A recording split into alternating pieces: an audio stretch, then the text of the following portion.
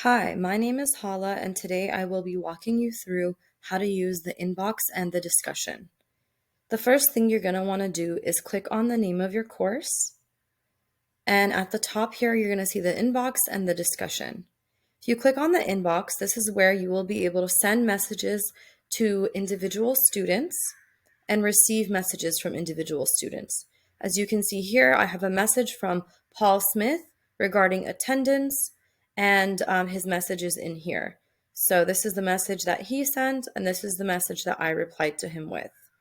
To send out messages really easy, you would click Add Message, you would select the topic, and then you would select your recipient, and this list is going to be from your course's roster. Then you would enter in the message here. You can upload an attachment if you would like and send the message. On the CourseKey application, this is my CourseKey application from the student view.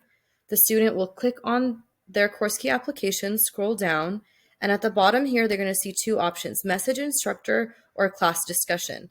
Message Instructor is their inbox. So what they can do is click Message Instructor, and they will be able to see any messages coming in from their faculty or instructors. They can also send a message here. So if they click on this green plus sign, they can select the subject they would like to discuss, enter in the message here, and then upload an attachment if they would like, and send the message.